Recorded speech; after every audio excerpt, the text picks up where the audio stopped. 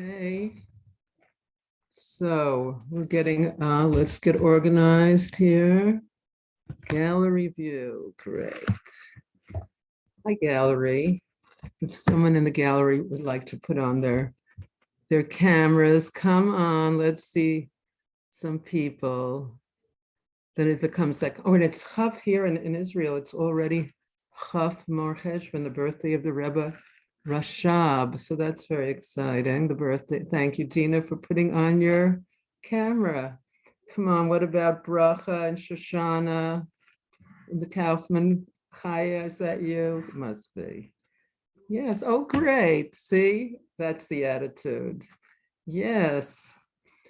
So this is so exciting that we're gathering together on the Rebbe Rashab's birthday to learn some deep Hasidus. Wonderful. So I'd like to review just a little bit from last time because there was an idea that was a little complex. So page 83, we are finishing up our book. This has really been quite exciting. Rav Yitzchak's book, and of course the classes that Rav Yitzchak Feivish, Ben Brian and Malka should have Refuah Shalema, be strong and be able to teach us more deep things. Okay, so what it's saying here on the bottom of page 83 is that there's 6 levels of holiness that one can ascend. Now the 6 levels, we have first 5 on this page and the 6th on the page that follows. I would have tried to put all 6 in a row if I was organizing the page, but all right, we'll overcome this hazard. So here are the levels. So we're starting at the bottom level is already Eretz Yisrael.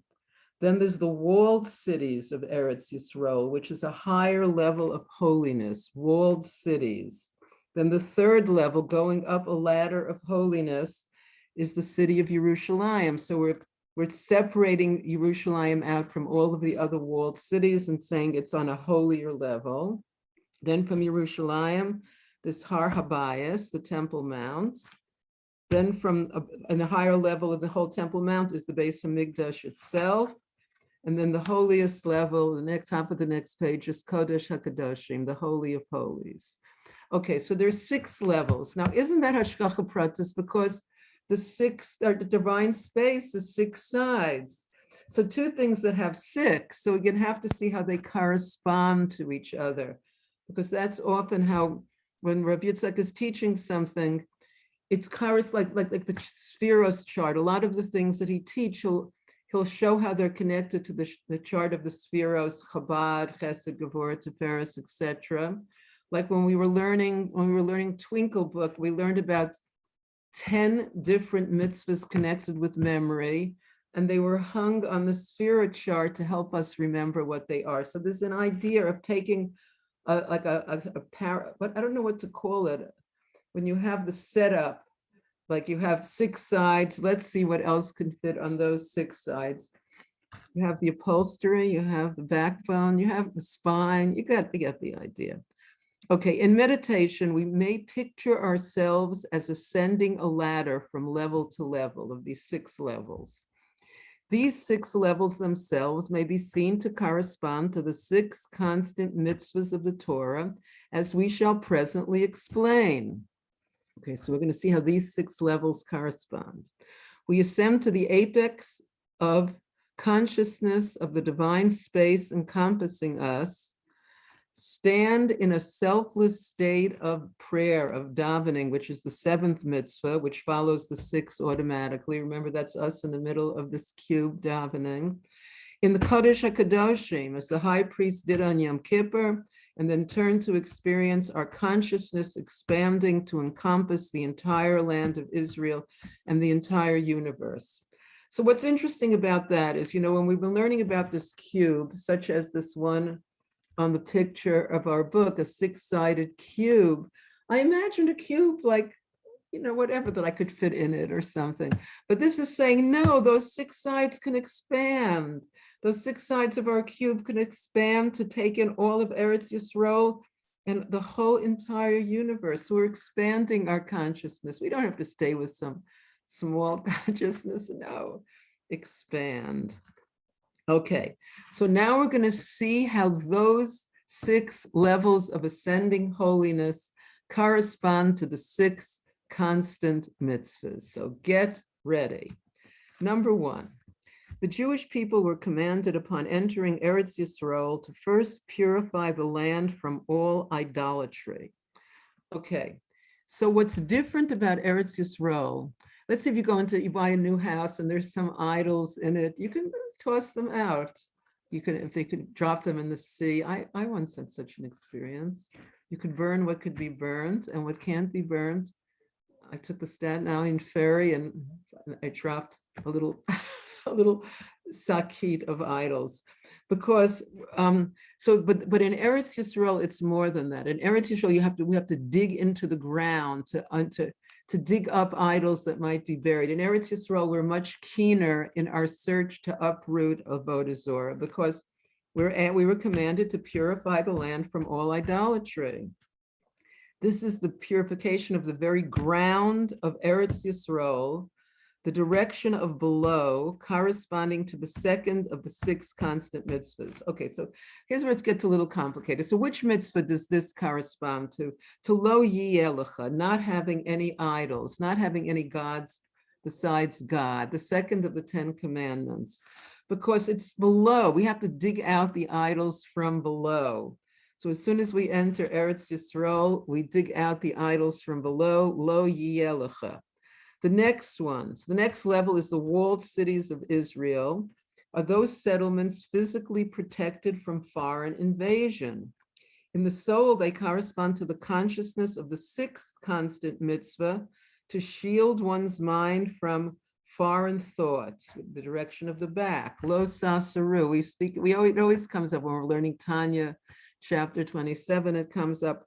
We have lo sasaru, it's one of the 6 constant mitzvahs that we have to know what we're thinking, and we have to decide whether it's good for our avoda to follow this thought or to push this thought out of our mind. So this is lo sasaru, because we all can drive ourselves crazy. We've we've done it. If it was an assignment, we could do it, but we're trying to do the opposite, which is to stay sane by noting our thoughts, and when lo sasaru, not following the thoughts that drive us crazy.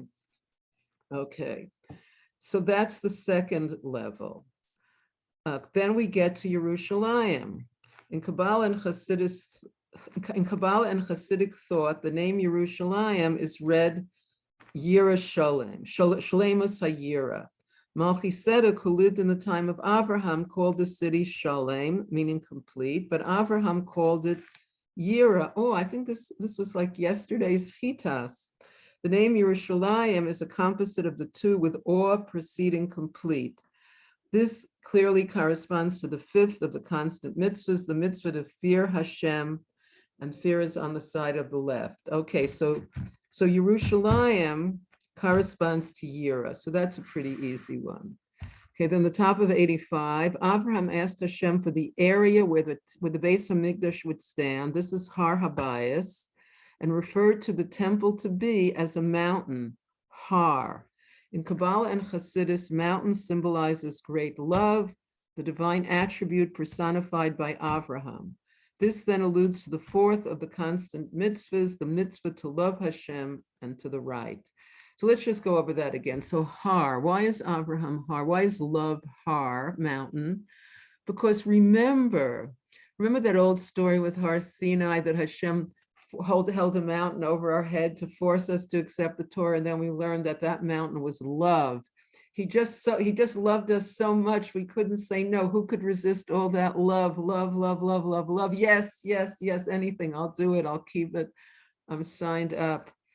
So that's the idea of Har, of love. Okay, Yaakov called the Beis Hamikdash to be Bayit.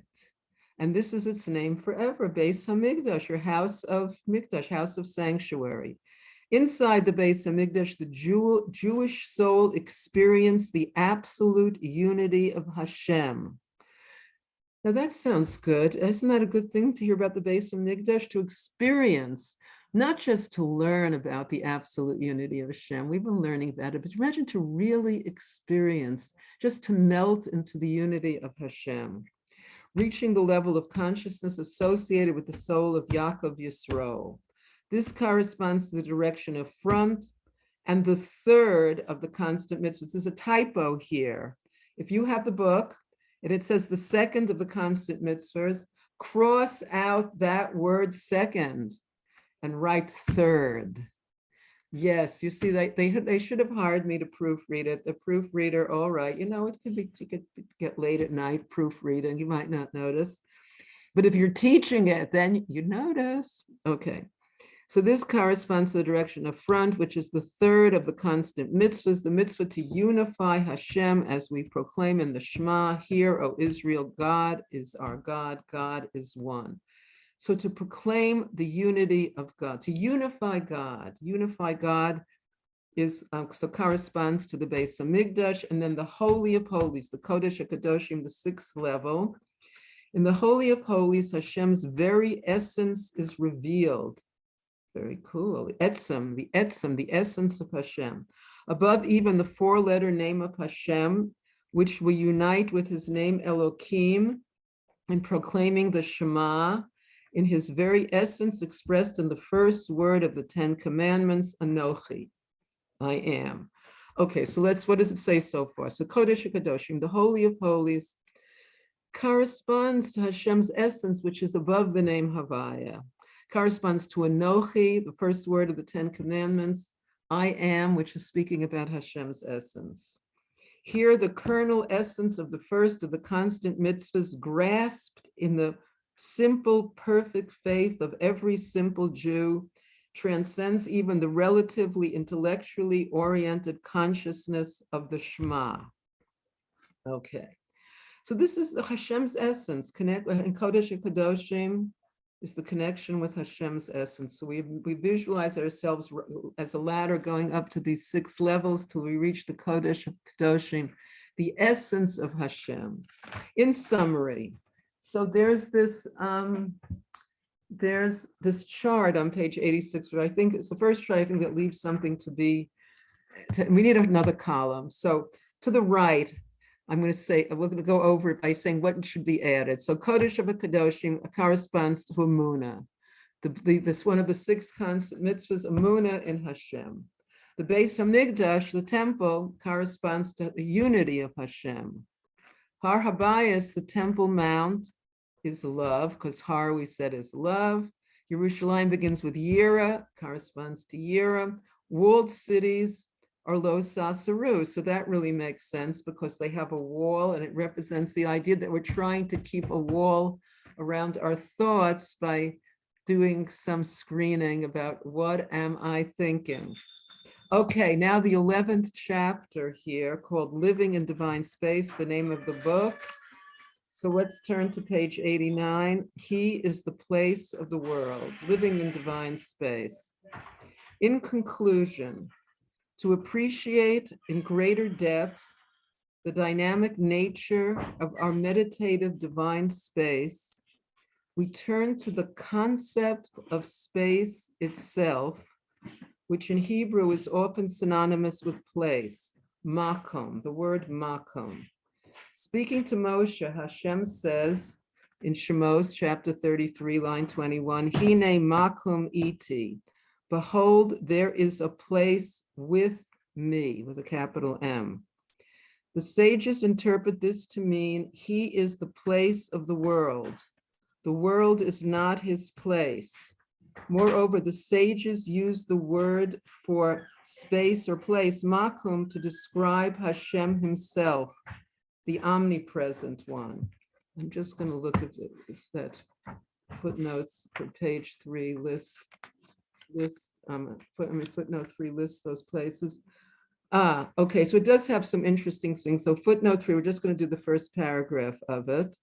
It says, for example, we find in the Pesach Haggadah, Borach Hamakum Borach Hu, blessed be the omnipresent one, literally Hamakum, Borach Hamakum.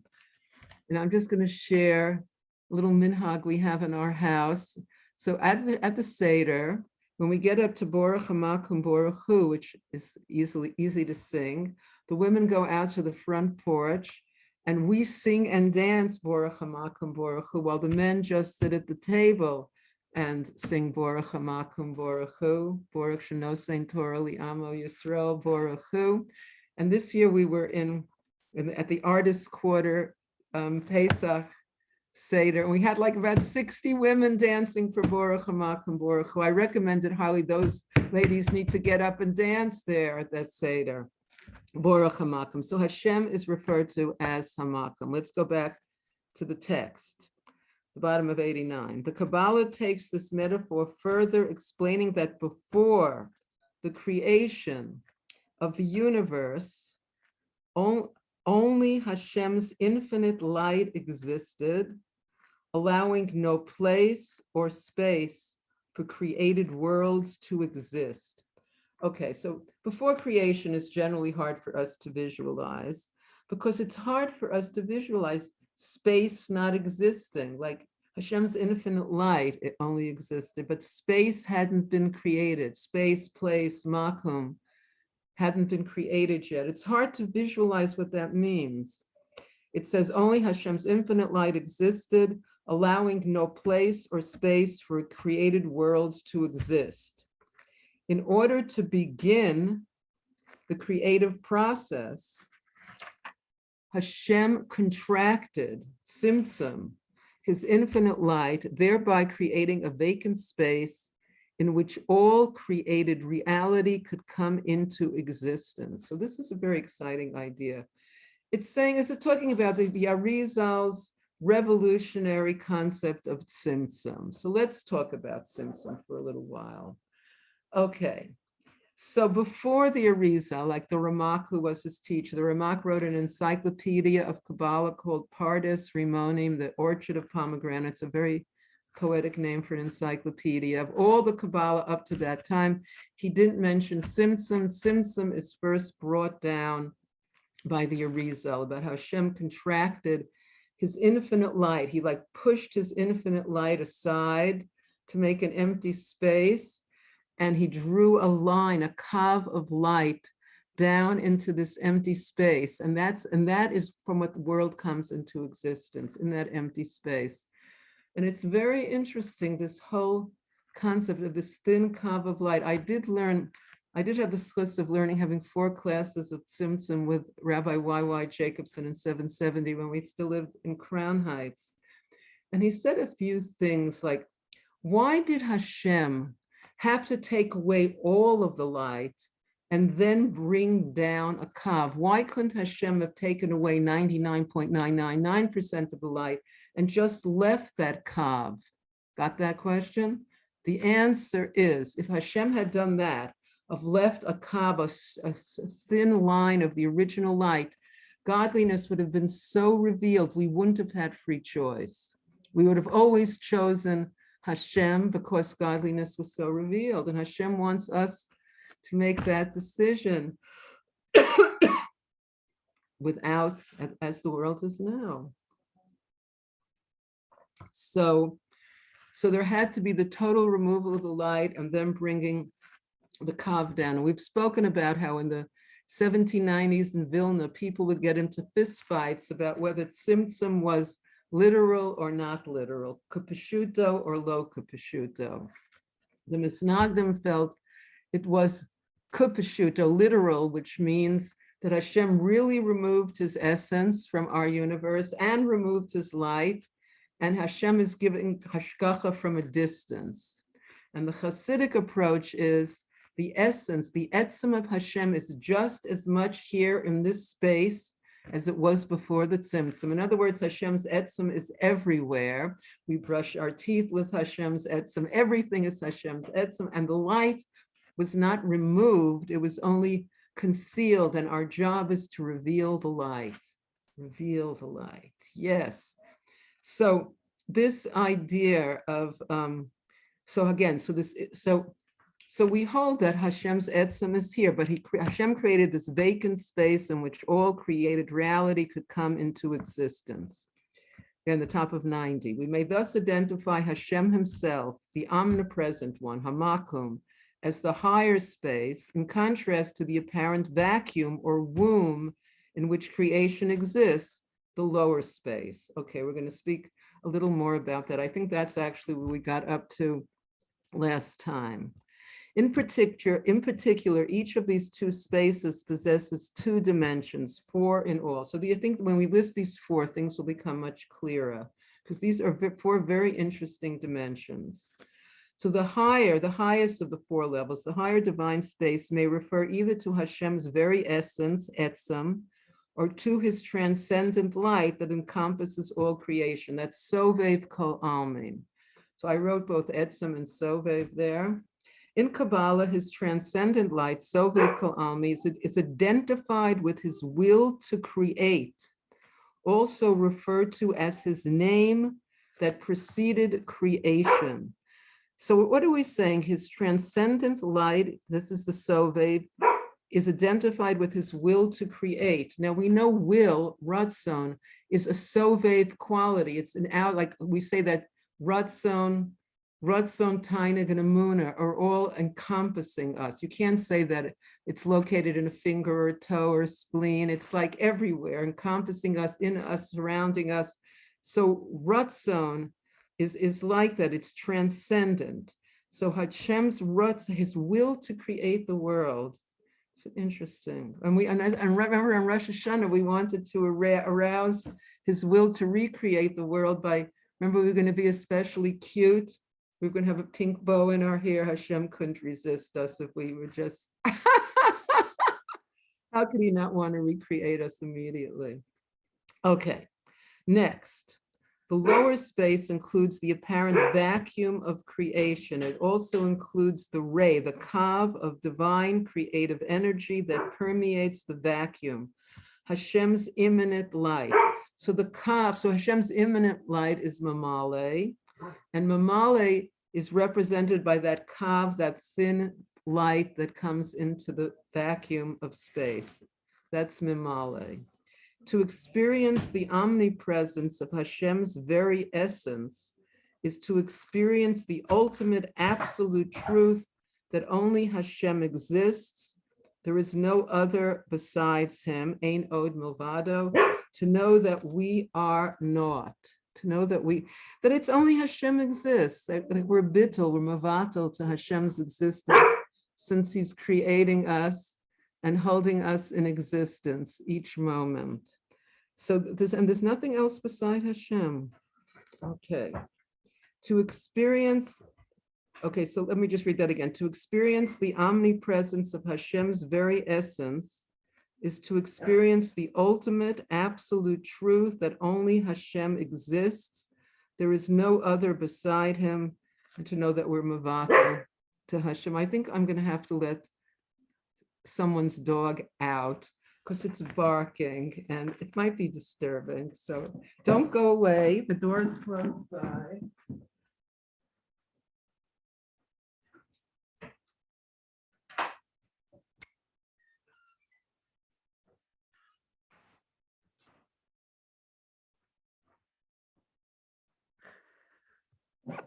There.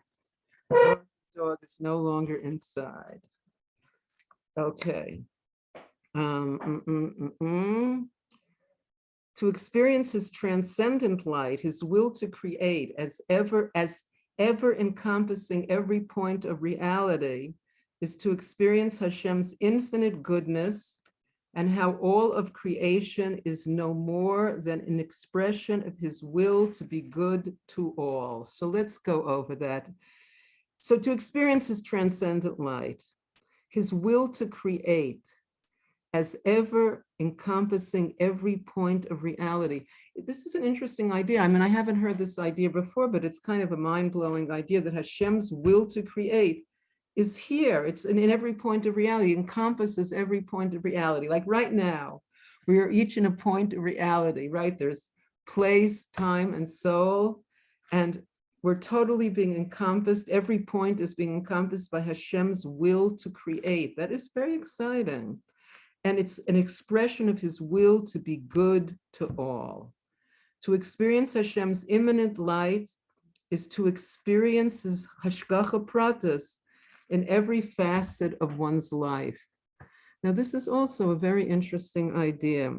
First of all, we know that there's more Hashgacha Pratis in Eretz Yisrael, so some of us are lucky to already be here, and the others should come and be here, because we do get a lot of Hashgacha Pratis. There's no doubt about it. Divine providence in every facet of one's life.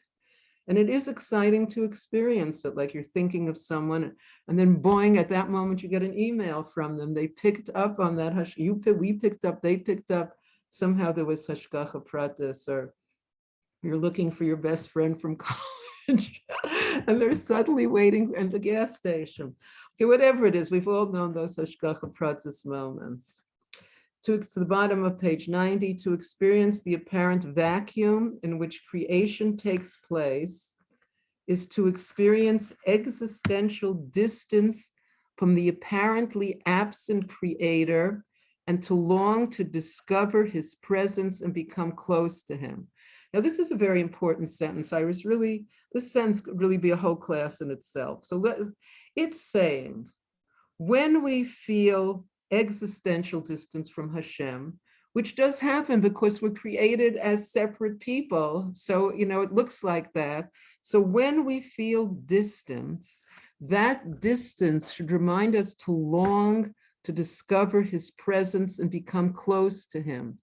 So this is a very interesting meditation. It's saying anytime we feel distant from Hashem, let's daven to get close to Hashem. It's like, Hashem, let me get close to you. We want to discover his presence. Look, I'm here. Talking about it helps. When I talk about how we're sitting in Hashem's presence, I do believe 100% that we are. But sometimes during the ups and downs of life, where we're not sitting so nicely and demurely, and things are happening, oh no, all kinds of things, it's harder to remember Hashem's presence. So this is the idea, that we should long to reconnect. When we're feeling distance, that's a signal to remind us to long to reconnect. And this is in the vacuum. So we're created here from that kav. Here we are in the universe. And sometimes we feel separate. And the creator he says, like, quotes, apparently absent creator, because he's not in our consciousness. We want to bring back our creator back into our consciousness. Maybe we can feel how he's recreating us each moment. He should recreate all of us, all the Jewish people, healthy and strong and good, and all the people. Yes, good news.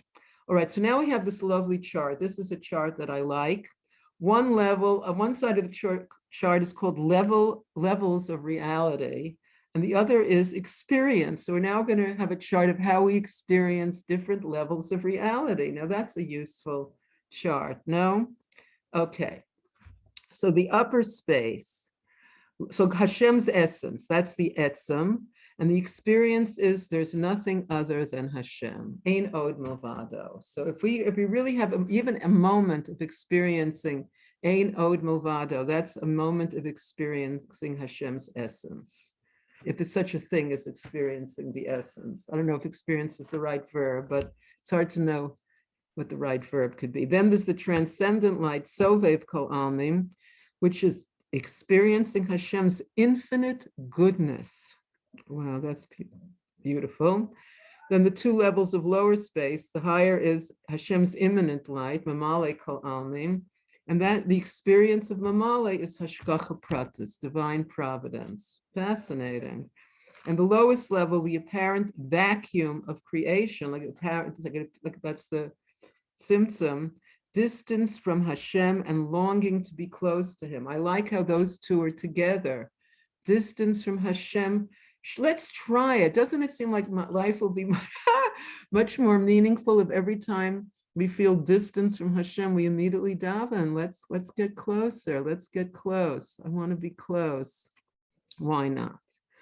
Okay, so now we're in the middle of page 91, the meaning of space. Why did God create space? Yeah. Okay, we're going to find out.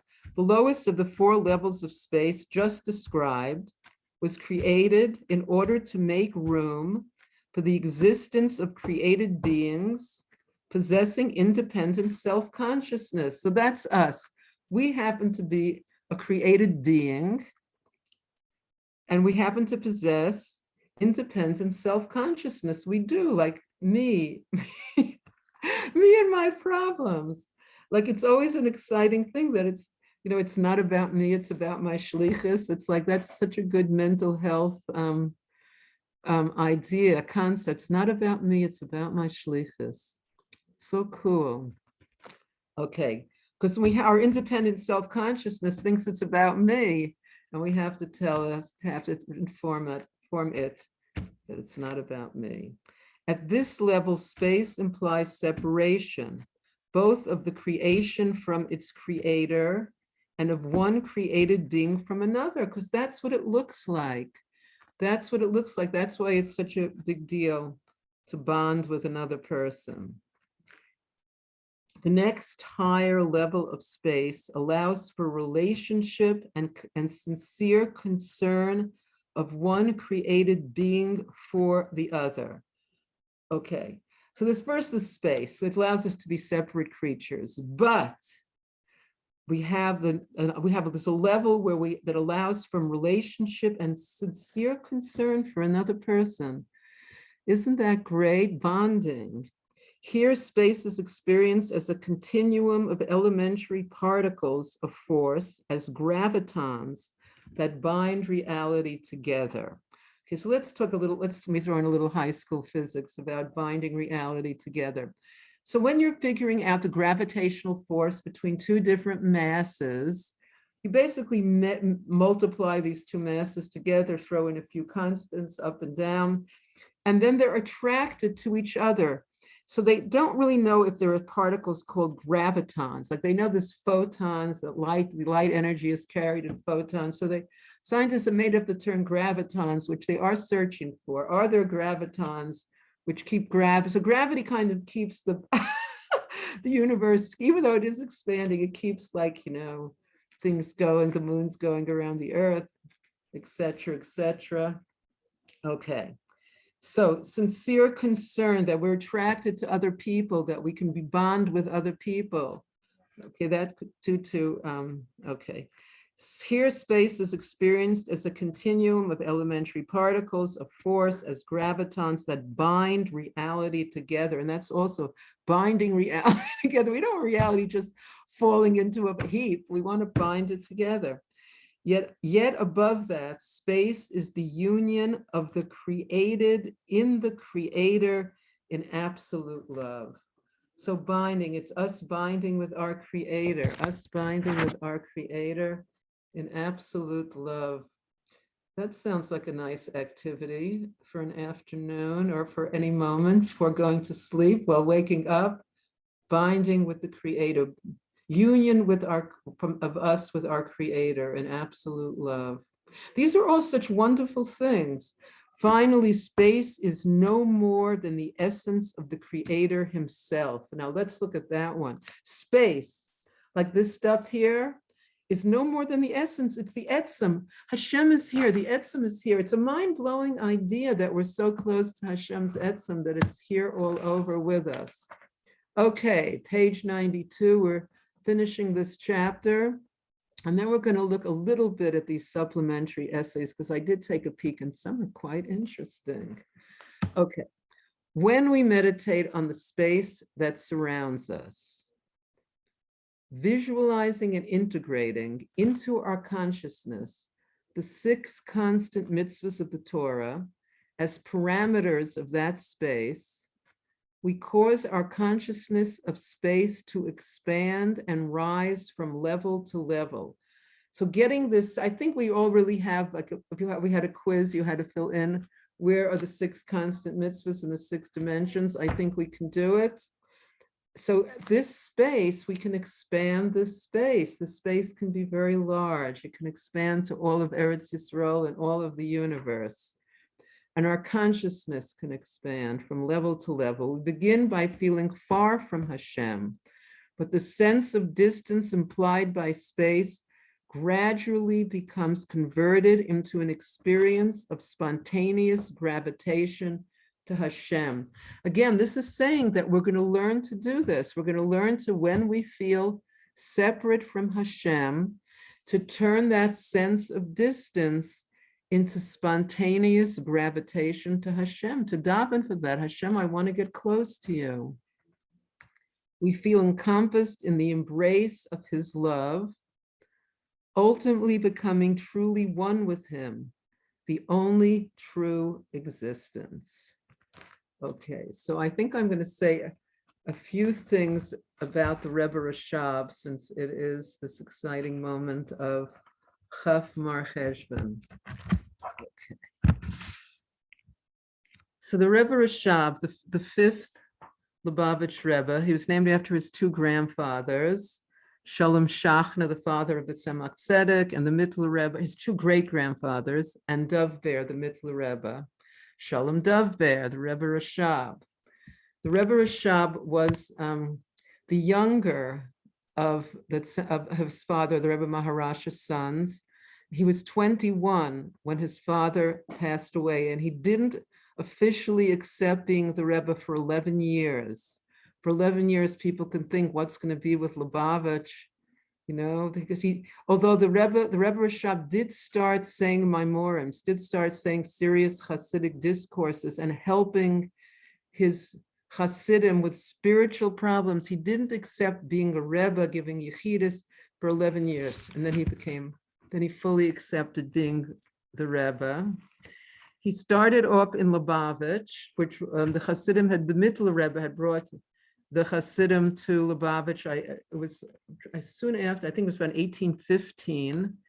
And then almost about 100 years later, maybe it was even 102 years later, as World War I was coming towards Lubavitch and White Russia, and the communists were coming from the other side, it was a very difficult time.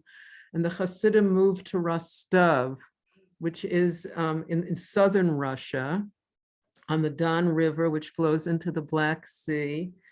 And there is where that became the center of Lubavitch for those difficult years.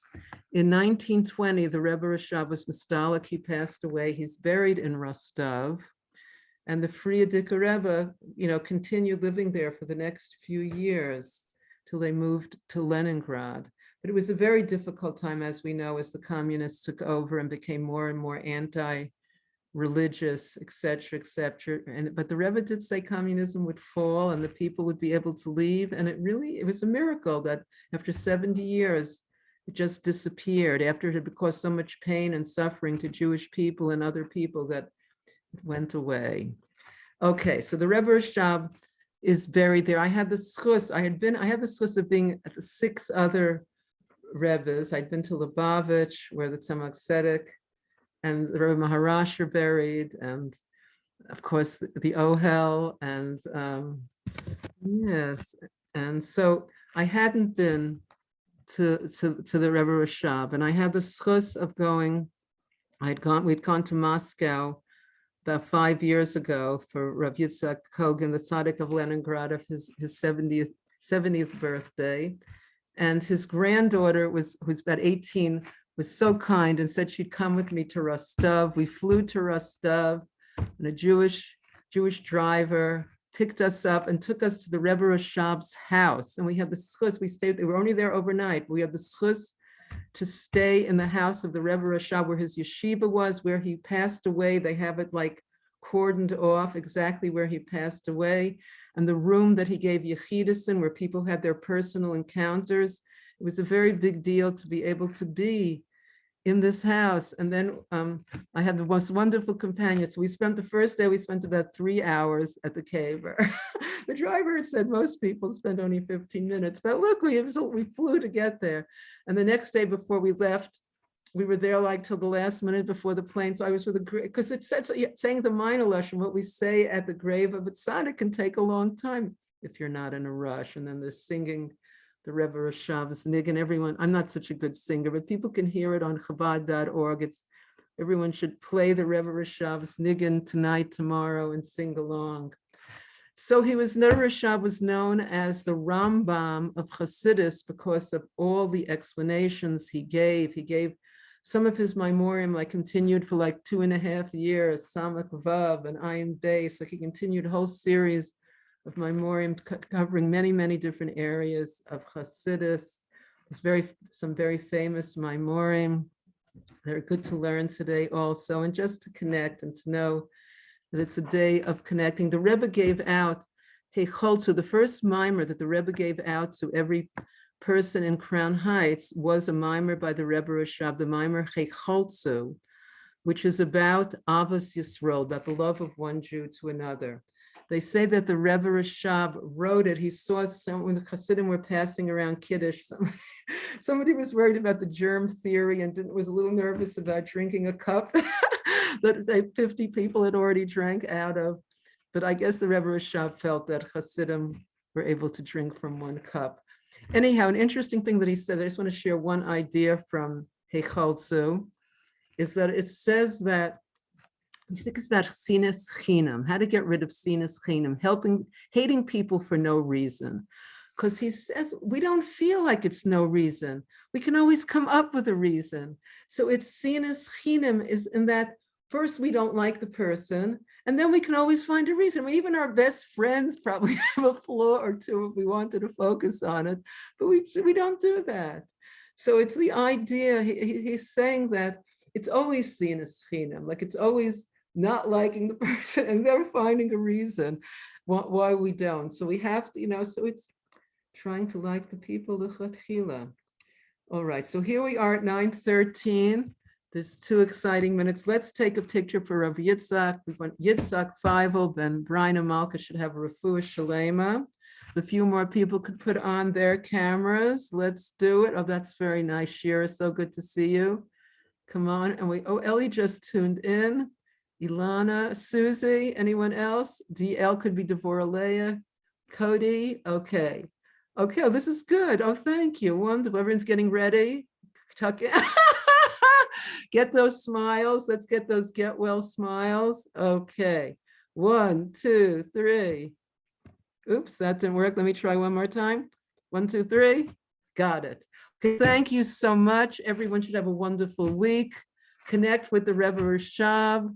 And Rav Yitzhak and his wife, Romy Ginsburg, her birthday is actually Cheshvan today, so she should have a wonderful birthday.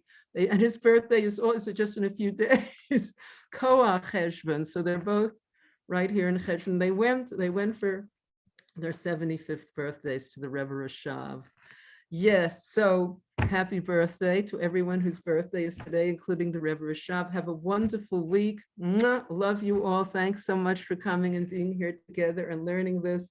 And see you all next week in Meretz Hashem. And if you have time, stay for Rabbi Eli. He's here now. Shalom, shalom.